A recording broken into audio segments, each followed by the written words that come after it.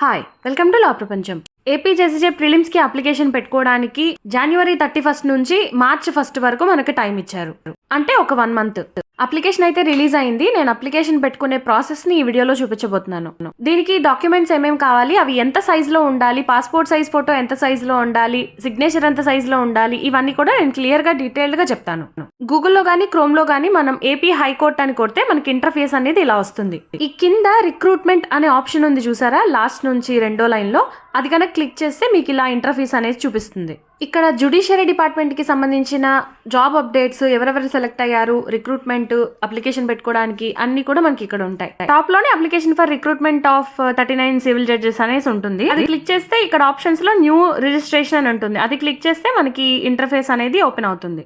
Direct recruitment అయితే ఎలా apply చేయాలి, బై ట్రాన్స్ఫర్ అయితే ఎలా అప్లై చేయాలి, మీ దగ్గర ఏమేమి ఉండాలి, ఎంత సైజ్ లో ఉండాలి అనేది ఇక్కడ క్లియర్ గా మెన్షన్ చేశారు సార్. మనకి అసలు డాక్యుమెంట్స్ ఏమేమి కావాలో చూద్దాం. మీ దగ్గర స్కాన్డ్ పాస్పోర్ట్ సైజ్ ఫోటో ఉండాలి, అది 80 KB లోపలే ఉండాలి. అండ్ సిగ్నేచర్ కూడా స్కాన్డ్ ఉండాలి, అది 80 KB లోపల ఉండాలి. జేపీఈజీ గానీ జేపీజే ఫార్మాట్ లో ఉండాలి. పీడిఎఫ్ ఫార్మాట్ అయితే తీసుకోదు. 10th సర్టిఫికేట్ మాత్రం మీరు అప్లోడ్ చేయాల్సి ఉంటుంది. అది కూడా స్కాన్ చేసి పెట్టుకోండి. 150 KB లోపలే ఉండాలి.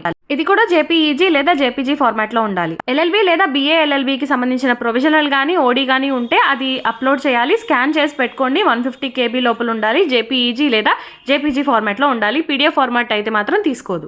ఇవి అప్లోడ్ చేయాలి. వీటితో పాటు ఇంకొన్ని సర్టిఫికేట్స్ కి సంబంధించిన డీటెయిల్స్ అయితే ఎంటర్ చేయాల్సి ఉంటుంది. అవి ఏంటనేది వీడియోలో చూద్దాం. ఈడబ్ల్యూఎస్ వాళ్ళకైతే ఈడబ్ల్యూఎస్ ఉండాలి. బీసీ నాన్ క్రిమినల్ అయితే నాన్ క్రిమినల్ సర్టిఫికేట్ ఉండాలి. క్యాస్ట్ ఆర్ డిసబిలిటీ సర్టిఫికేట్ కనుక రిక్వైర్మెంట్ ఉన్న వాళ్ళైతే మాత్రం అవి రెండు కూడా దగ్గర పెట్టుకోవాలి. మీ ఎన్రోల్మెంట్ కి సంబంధించిన డీటెయిల్స్ కూడా ఎంటర్ చేయాల్సి ఉంటుంది. అవి కూడా దగ్గర పెట్టుకోండి.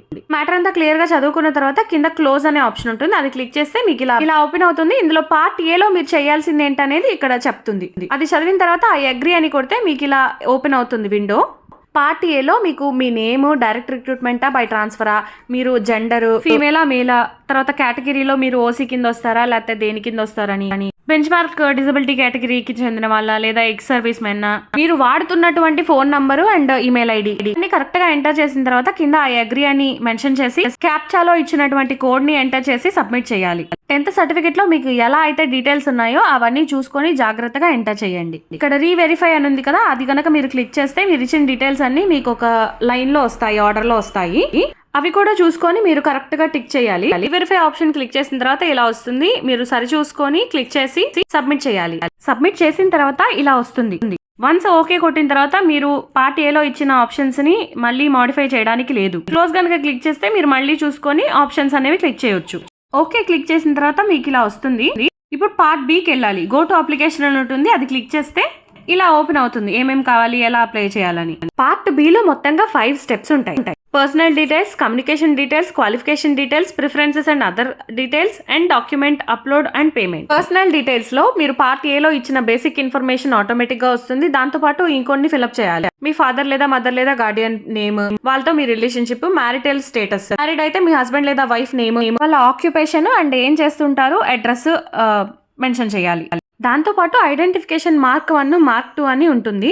మీ 10th సర్టిఫికేట్ లో కూడా ఇవి ఉంటాయి. మీ మోల్స్ ఎక్కడెక్కడ ఉన్నాయని సేమ్ అవే ఇక్కడ ఎంటర్ చేయండి. ఇవన్నీ ఎంటర్ చేసి సేవ్ చేస్తే మీకు నెక్స్ట్ స్టెప్ కి వెళ్తుంది. Communication details. పార్ట్ ఏలో మీరు ఇచ్చిన ఫోన్ నంబరు, ఈమెయిల్ ఐడికి మీకు అప్లికేషన్ నంబరు అండ్ పాస్వర్డ్ అనేది పంపిస్తారు. కమ్యూనికేషన్ డీటెయిల్స్ లో మీ అడ్రస్ అనేది కరెక్ట్ గా ఇవ్వండి. కరెస్పాండెంట్ అడ్రస్ లో మీ అడ్రస్ ఇస్తారు కదా, దాన్నే పర్మనెంట్ అడ్రస్ గా తీసుకోమంటారా అని అడుగుద్ది. ఇక్కడ ఎస్ అని కొడితే మీకు కింద పర్మనెంట్ అడ్రస్ లో కూడా సేమ్ అడ్రస్ అనేది వచ్చేస్తుంది ఆటోమేటిక్ గా. అది కూడా సేవ్ అండ్ నెక్స్ట్ చేస్తే మీకు క్వాలిఫికేషన్ డీటెయిల్స్ కి వెళ్తుంది. ఇంకా ఈ క్వాలిఫికేషన్ డీటెయిల్స్ లో మీరు ఏం చదివారు, ఏ బోర్డు కింద చదివారు లేదా యూనివర్సిటీ కింద చదివారు, మీ పర్సంటేజ్ ఎంత, ఏ ఇయర్ లో క్వాలిఫై అయ్యారు అనేవి ఎంటర్ చేయాలి. బోర్డా యూనివర్సిటీ అనేది కూడా మెన్షన్ చేయాలి. 10th, inter, degree, LLB, ML లేదా ఎల్ఎల్ఎం కి సంబంధించిన డీటెయిల్స్ ఎంటర్ చేయాలి.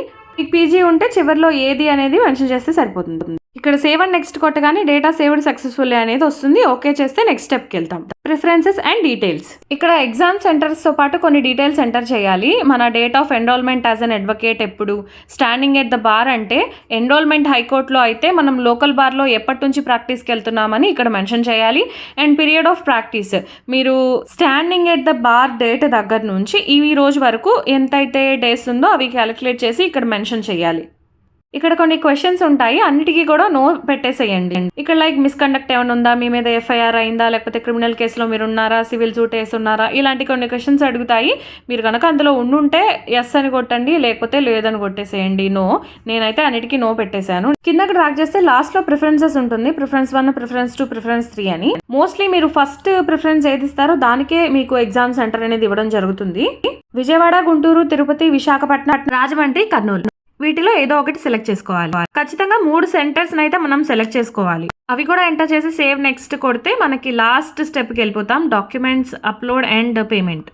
ఇక్కడ మీరు అప్లోడ్ చేయాలి. నేను స్టార్టింగ్ లో సైజెస్ చెప్పాను కదా, ఇక్కడ ఏమేమి అప్లోడ్ చేయాలి, passport size photo, signature, 10th and LLBకి సంబంధించి ప్రొవిజనల్ కానీ ఓడి కానీ. బీసీ, ఎస్సీ, ఎస్టీకి అయితే నాన్ క్రిమినల్ అని, ఇంకా క్యాస్ట్ అని ఇలాంటివి ఉంటాయి. అవి కూడా ఏ సర్టిఫికెట్ అయినా 150 KB లోపల అయితే ఉండాలి. JPG, JPEG ఫార్మాట్ లో ఉండాలి. ఫోటోకి సైన్ కి అయితే 80 KB లోపల ఉండాలి. సైజ్ కన్నా ఎక్కువ ఉన్న PDF ఫార్మాట్ లో ఉన్నా కానీ ఇది తీసుకోదు. అన్ని కరెక్ట్ గా ఉంటే మీరే అప్లికేషన్ పెట్టేసేయచ్చు. వన్స్ మనం అప్లోడ్ చేసిన తర్వాత ఇక్కడ క్లిక్ హియర్ టు అప్లోడ్ అని ఉంది కదా, దాని పక్కన వ్యూ అని ఉంటుంది. అది క్లిక్ చేసి మనం అప్లోడ్ చేసిన సర్టిఫికేట్ ని చూసుకోవచ్చు. ఇది మీరు ఫోన్ లో కూడా చేసుకోవచ్చు, అన్ని మీ దగ్గర కరెక్ట్ సైజెస్ లో ఉంటే. ఫోన్ లో గూగుల్ క్రోమ్ ని డెస్క్టాప్ సైట్ లో పెట్టుకొని మీరు అప్లోడ్ చేసుకోవచ్చు. అన్ని కరెక్ట్ గా అప్లోడ్ అయిపోయిన తర్వాత ఇక్కడ డిక్లరేషన్ ని క్లిక్ చేసి తర్వాత కింద క్యాప్చా ఉంది కదా, అది కరెక్ట్ గా ఎంటర్ చేసేసి ప్రివ్యూ చూసుకోవాలి ఫస్ట్. అది కనుక మనం అన్ని డీటెయిల్స్ కరెక్ట్ గా ఎంటర్ చేసాము ఓకే అనుకుంటే లాస్ట్ లో సబ్మిట్ చేయాలి. మన దగ్గర అన్ని కరెక్ట్ సైజెస్ లో ఉంటే చాలండి. ఒక్కసారి నెట్ సెంటర్కి వెళ్ళి ఫోటో రిక్వైర్డ్ డాక్యుమెంట్స్ అన్ని ఇంత సైజుల్లో కావాలని చెప్పి క్రాప్ చేయించి మెయిల్ కి పెట్టుకోండి. మీరు ఇంట్లో ఫోన్ లో అయినా చేసుకోవచ్చు. అన్ని కరెక్ట్ గా అప్లోడ్ అయిపోయిన తర్వాత ఇలా వస్తుంది. మనం అన్ని ఒకసారి ప్రివ్యూ చూసుకొని సబ్మిట్ చేసేస్తే పేమెంట్ డీటెయిల్స్ లోకి వెళ్తాం. నాకు తెలిసి తెలంగాణ, ఏపీకి ఇదే ప్రాసెస్ ఉందండి. ఎలా పెట్టుకోవాలో మనకి దీన్ని బట్టి తెలిసిపోతుంది కాబట్టి తెలంగాణకి, ఏపీకి మనమే పెట్టేసేయచ్చు.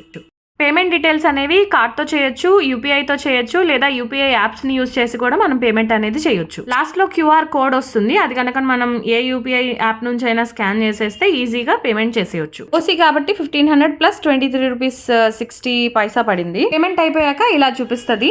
ఫోన్ కి కూడా మెసేజ్ వస్తుంది అప్లికేషన్ సక్సెస్ఫుల్ అని. మనం పెట్టిన అప్లికేషన్ ఫుల్ డీటెయిల్స్ మనకి ఇలా చూపిస్తుంది. ఇది ప్రింట్ చేసుకోవచ్చు లేదా PDF ఫార్మాట్ లో కూడా మనం సేవ్ చేసుకోవచ్చు. ప్రింట్ ఆప్షన్ క్లిక్ చేస్తే మనకి ఇలా ఇంటర్ఫేస్ చూపిస్తుంది. ఇక్కడ ప్రింట్ క్లిక్ చేస్తే ముందు సేవ్ చేసుకోవడానికి మనకి ఇక్కడ చూపిస్తుంది. నేను ల్యాప్టాప్ లో చేసుకున్నాను కాబట్టి JCJ 2024 అని చెప్పి PDF ఫార్మాట్ లో డెస్క్టాప్ మీద సేవ్ చేసుకుంటాను. తర్వాత ఎప్పుడైనా జిరాక్స్ తీయించుకుంటాను. ప్రిలిమ్స్ అప్లికేషన్ పెట్టుకునే ప్రాసెస్ ఇది. ఇంకేమైనా డౌట్స్ ఉంటే కమెంట్ చేయండి, నేను ఆన్సర్ చేస్తాను.